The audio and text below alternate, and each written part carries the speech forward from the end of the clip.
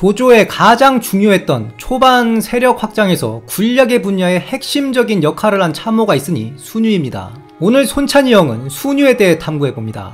순유의 자는 공달이며 역시 본관이 영천입니다. 그 영천 패밀리 일원이죠. 나이가 순욱보다 많은데 그 학렬상에서는 순욱보다 한 학년 낮아요. 그 순욱의 할아버지 때부터 갈리니 지금 시대에는 거의 남남이죠.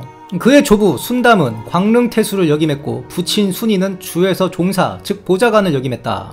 순유는 어릴 때 부모를 잃었다 되어 있습니다. 그래서 숙부인 순구한테 얹혀 살았던 것으로 보이죠. 순구가 술주정을 하다가 어린 순유의 귀를 다치게 하였는데 그 순유가 놀다가도 순구가 나타나면 자리를 피해 이 사실을 감추었다. 그 얹혀 사는 입장에서 가부장과 불편한 관계를 만들지 않으려 한 거예요. 이때가 순유의 나이가 기껏해야 8살이었으니 순구가 이 사실을 알고 놀랐다. 장권이라는 자가 조부 순담의 묘지기를 자처했다. 13살의 순유가 수상하다 여기니 과연 사람을 죽이고 숨어들여 한 것이었다. 순구의 집안이 수배자를 감춰주는 범인 은닉에 연루될 뻔한 거죠. 이에 순구가 순유를 각별하게 생각했다. 이렇게 어릴 때 서사가 비교적 자세하게 나와있죠. 순유가 위무제 즉 조조의 종묘에 이름을 올린 26명의 공신 중 한 명이기도 하지만 순유가 자기 얘기를 주변에 상당히 많이 한 인물로 보여요. 당대 대표적인 명필 종묘하고도 별의별 얘기를 다 한 걸로 보이죠. 종묘가 너 죽으면 첩을 개가시켜준다느니 순유가 어떤 전법으로 적을 털었다느니. 반대로 과묵한 인물들은 기록이 많이 없습니다. 당시 사가들한테 탐문도 큰 자료였거든요. 진수도 오서지필 때문에 오나라 항장들을 만났다 되어 있고 하진이 정권을 잡고 있을 때 영천태수 음수한테 청거를 받아 황문시랑이 되었다. 허소가 월단평으로 임무를 잘 봤다 하지만 음수만 하겠습니까?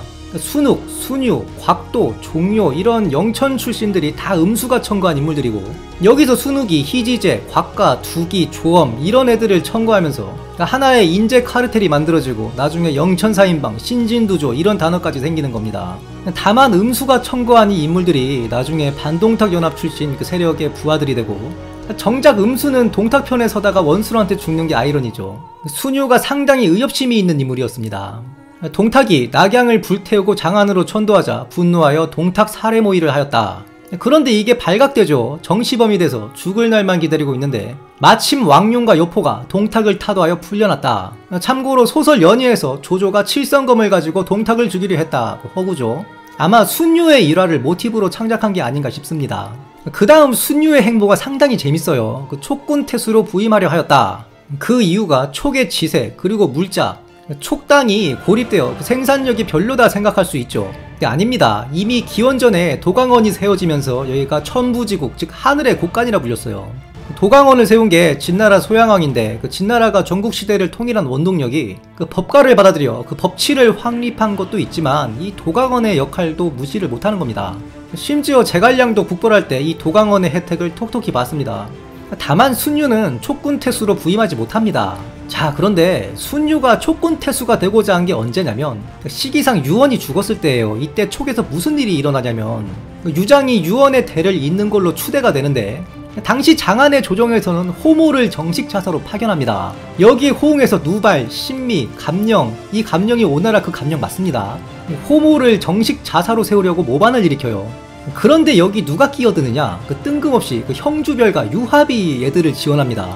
결국 이 난이 실패하고 호모는 형주로 도망가는데 순유도 촉군태수로 부임 중에 길이 막혀 형주로 갔다 되어 있어요. 즉 입주자사 호모의 부임 행렬에 순유가 촉군태수로서 있었던 겁니다. 형주별과 유합이 이들을 지원했고 이들이 실패해서 형주로 도망갔다는 건 유장의 반기를 드는 이 행위의 배후에 유표가 있었다는 결론이 나오죠. 아마 조정에서 유표한테 별도 지시를 내렸을 거예요. 정식 입주자사의 부임을 지원해라. 당시 유표는 이걸 쌩까도 상관이 없었지만 뭔가 떨어질 게 있으니까 지원을 한 겁니다. 그 떨어질 게 무엇이냐?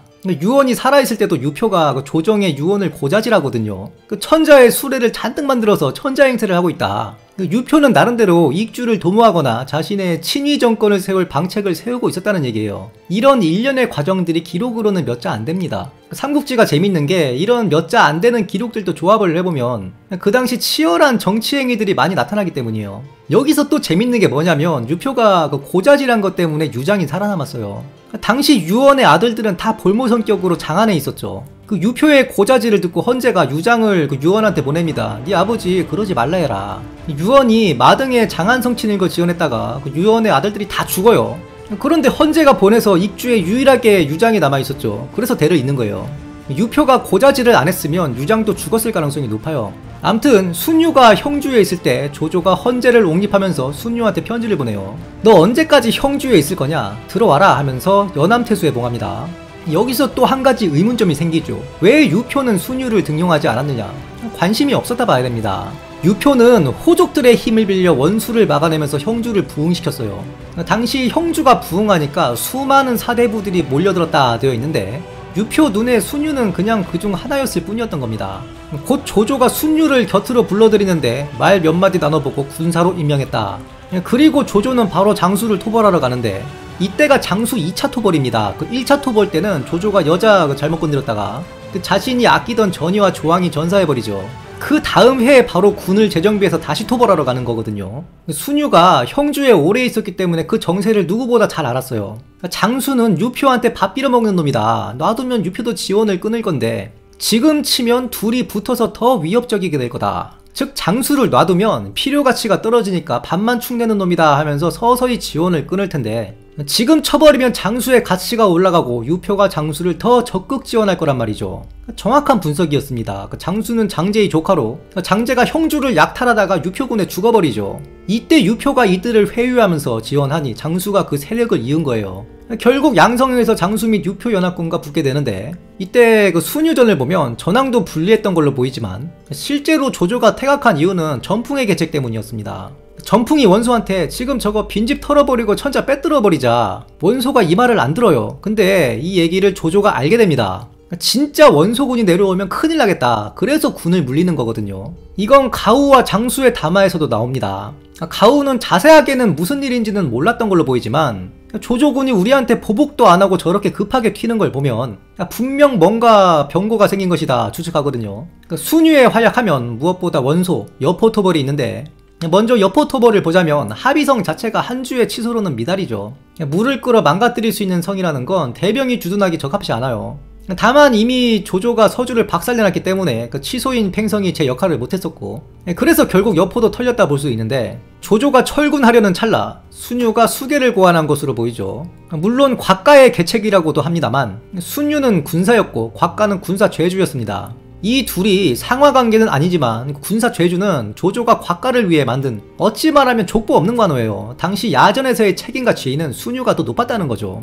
곽가 이름이 굳이 언급된 건 아마 군사회의에서 곽가가 수계를 얘기하고 이를 군사인 순유가 검토하고 승인해서 조조한테 보고를 한 게 아닐까 합니다. 기수와 사수의 물을 끌어 합의성을 난장판으로 만들었다. 이에 여포를 사로잡아 죽이고 조조는 근심을 하나 덜게 됩니다. 후방에 걱정거리를 하나 없앤 조조는 본격적으로 원소와 자웅을 겨루니 관도대전이죠. 원소는 맨 처음 백마의 그 유연을 포위하였는데 이에 순유가 이른바 성동격서죠. 원소의 후방을 치는 척 해야 된다.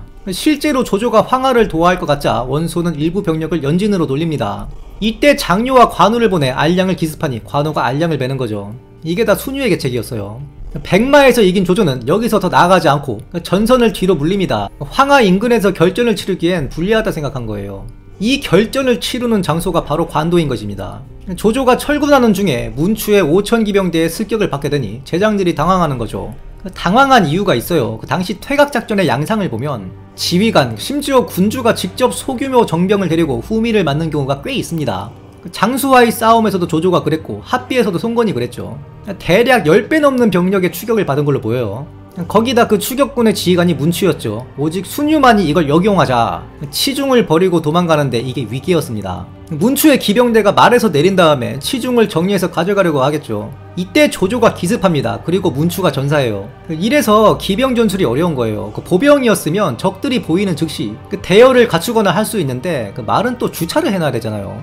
단체로 말 어디 묶어놓고 딴짓하는 순간 그냥 개 잡병이 되는 겁니다. 이때 유비도 문추의 지휘를 받으면서 같이 추격했는데 그 유비도 기병대를 끌고 같이 왔다고 되어 있긴 하지만 실제로는 아마 후미에 보병대를 끌었을 가능성이 높습니다. 보통 추격할 때 보기를 같이 보내거든요. 무제기에도 분명 원소의 보병대도 있었다 되어 있어요. 이건 문추의 지휘에 상당히 문제가 있었다.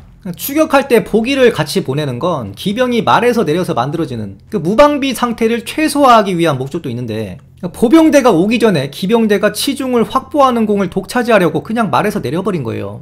문추의 판단으로는 조조가 치중을 버리고 도망갔다고 생각한 거죠. 그래서 조조의 기병대 불과 600에 문추의 5,000 넘는 기병대가 털려버리는 겁니다. 물론 이것도 순유의 계책인 거죠. 관도에서 대치하면서 서로 간 치중 테러가 활발하게 일어나는데, 순유가 서왕을 추천하여 치중 테러를 시키니 원소군 한 맹의 호송대를 불태웠다. 이후 조조가 군량 문제로 허도로 돌아가야 되나 말아야 되나 할 때 허유가 조조군에 항복하면서 중요한 군사기밀을 줍니다. 순우경이 치중을 맡아 1만을 끌고 오소에 주둔할 거라는 거죠. 당시 신배가 업에 있었는데 신배가 허유의 집안 사람들을 구금해요. 허유가 탐욕스러운 면이 있었으니 아마 금전적인 부정이 발각되었을 거예요. 이거 전쟁 끝나고 나면 나는 죽은 목숨이다 하고 항복한 걸로 보이는데, 문제는 이게 조조를 끌어들이기 위한 위계일 수 있죠. 제장들이 의심을 하는데 오직 순유와 곽과만이 사실일 것이다. 이렇게 조조의 오소 습격 작전이 시작되는 겁니다. 야밤에 정예 5천을 데리고 병사들 말소리도 안 나게 입에 나무 막대를 물렸다. 동틀쯤에 조조군이 오소에 도착하자 순우경이 한번 대항해보는 거죠. 조조군이 병력도 적고 강행군으로 지쳐있을 테니 당연한 정석입니다. 그런데 조조군의 위세가 장난 아닌 거죠. 그 조조가 직접 왔기 때문입니다. 지휘관이 현장에 있고 없고가 사기에 상당한 영향을 미쳐요. 여기서 공을 세우면 보고 절차상 오염 없이 바로 특급 승진인 겁니다. 조조가 싸우는 걸 직접 보고 있으니까요. 조조가 이런 위험한 작전에 직접 한 이유가 있는 거예요. 말 그대로 혈전이 벌어지는데 결국 오소는 조조군에 떨어지고, 이 소식을 들은 원소군은 와해되어 원소가 병사들을 버리고 도망가게 됩니다. 그리고 조조의 본진을 치러 간 장합은 본진을 지키던 조홍한테 투항하죠. 조홍이 의심을 하는데 순유가 진짜 투항하는 게 맞을 거다. 이렇게 장합이 조조군에 임관하게 됩니다. 그리고 이 장합은 조조의 손자 조예가 나중에 가장 믿고 아끼는 장수가 되는 거죠. 이후 원소가 죽고 하북에서는 이원, 즉 원담과 원상의 내분이 일어나는데, 곽도가 조조한테 신비를 사신으로 보냅니다. 도와달라, 사실 외세를 끌어들이는 거죠. 당시 조조는 형주의 마음이 가 있었어요. 제장들의 의견도 그 형주를 먼저 쳐야 된다, 이게 대세론이었습니다. 그런데 여기서도 오직 순유와 곽과만이 하북이 먼저다. 이에 조조가 신비를 만나보고, 니네 내가 도와주면 확실히 이길 수 있지. 그래서 원상을 치는 거예요. 당시 원상은 원담의 그 평원을 공략하고 있었는데 빈집당한 거죠. 급히 회군했으나 인수를 버리고 튑니다. 이에 신배가 지키는 업이 내부 배신으로 떨어지게 되는 거죠. 곽도의 계책대로 조조가 원상과 싸울 때 원담은 하북에 4개 주를 석권했습니다. 문제는 그 다음이에요. 바로 조조한테 적의를 드러내는 거죠. 현실주의 이론에서 세력 전이 이론이 있죠. 물론 근대 국가와 달리 고대 국가에는 이 이론의 핵심적인 요소인 산업화라는 게 없기 때문에 적용하긴 힘들지만, 당시 조조와 원담은 세력 차이가 크게 났죠. 이 이론에 따르면 전쟁이 발생하면 안 돼요. 근데 이 이론의 맹점이 지도자의 오판입니다. 원담은 오판했어요. 조조랑 해볼만 하다 생각한 거예요. 순유가 조조를 수행하여 조순의 호표기 등 대병을 끌고 난피를 포위, 원담의 목을 베었다. 이렇게 조조의 세력은 위로는 기주, 동으로는 서주까지 크게 확대되는데, 여기에 순유의 공이 가장 큰 겁니다. 조조가 헌제한테 올린 표가 그걸 말해주죠. 순유는 항상 같이 종군했고 이 모든 적을 토벌한 게 다 순유의 책략에 의한 것이다. 그러니 제후로 봉해달라. 순유가 능수정후에 봉해졌다. 자, 그런데 수상서령 순욱이 조조의 위공주기를 반대하다가 좌천돼서 빈찬압을 받고 죽죠. 소설 연희에서는 순유가 순욱의 죽음에 낙심해서 병사했다 허구고요. 영상 초기에 얘기했지만 순욱과 순유는 촌수가 멀어요. 할아버지부터 다르니 지금으로 치면 남남입니다. 이게 얼마나 먼 촌수냐면, 만약 순욱이 모반을 일으켰다, 그래서 삼족을 멸한다, 순유는 그 삼족에 들지 않습니다. 실제로 순유는 조조의 위공주기를 찬성했어요. 순욱은 끝까지 상서령이 아닌 임시, 즉 수상서령에 머물렀습니다. 이건 순욱 본인의 뜻이었어요. 정식 상서령이 되는 걸 거부했습니다. 그런데 조조가 위공이 되고 첫 상서령이 되는 게 순유예요. 즉 순유는 순욱과는 다른 길을 간 겁니다. 이렇게 기주와 서주를 조조에게 안겨준 순유는 214년 7월 조조가 송건을 칠 때 같이 종군했다가 죽었다 되어 있습니다. 나이도 60 가까이 됐으니 지병이 있었을 거예요. 일전에 병을 앓아서 조비가 문병을 했다는 기록도 있으니, 다만 이 기록에서 세자 문병이라 되어 있는데 당시 조비는 태자 또는 세자가 아니었어요. 조비가 태자가 되는 건 순유가 죽고 3년 뒤입니다. 이런 명호의 틀림을 지적해서 기록의 신빙성을 논하는 분들이 있죠. 대표적으로 배송지도 마찬가지고, 제가 몇 번 얘기했지만 기록이라는 건 후대에 쓰여지는 것이기 때문에 사가가 기록하는 시대 기준으로 쓰다 보니 이런 부분들이 생길 수밖에 없는 것입니다. 지명도 마찬가지입니다. 당시 사가들도 국과 군을 잘 구분 못해요. 국이 군이 됐다가 군이 국이 됐다가 하도 빈번하니까 딱히 따지지 않았던 겁니다. 순유는 종유와 친했습니다. 관상을 잘 보는 주건평이 순유를 보고 그러죠.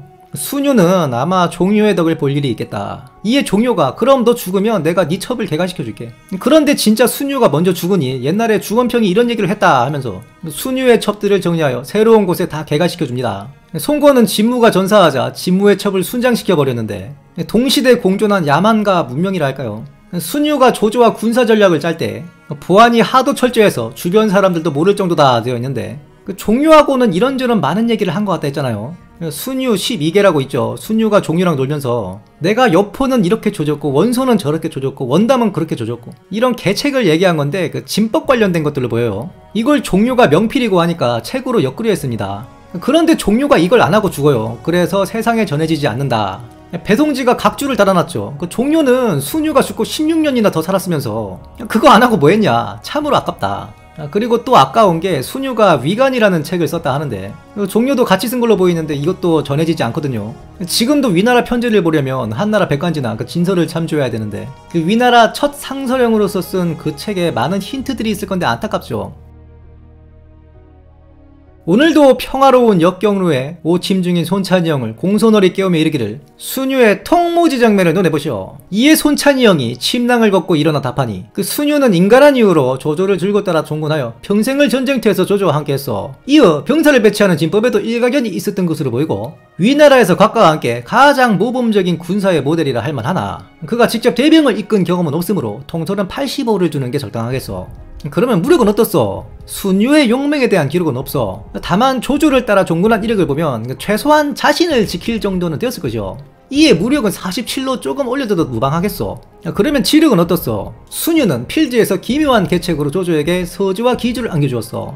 한중을 유비에게 안겨준 법정과 형주를 송건에게 안겨준 요몽도 이에 미치지 못하오. 하여 지력은 99를 줄만하오. 그렇다면 정치는 어떻소? 순유는 말년에 상서령에 올라 백관들을 호령하며 위간이를 조술하기도 하였어. 상서령으로서 그의 치세가 짧았고 마지막에 또 종군하다 죽었으나 조조가 그를 상서령에 임명한 이유는 그가 대내정치 역시 일가견이 있기 때문이었을 것이오. 하여 38 리메이크의 89를 인용할 만하오. 그렇다면 매력은 어떻소?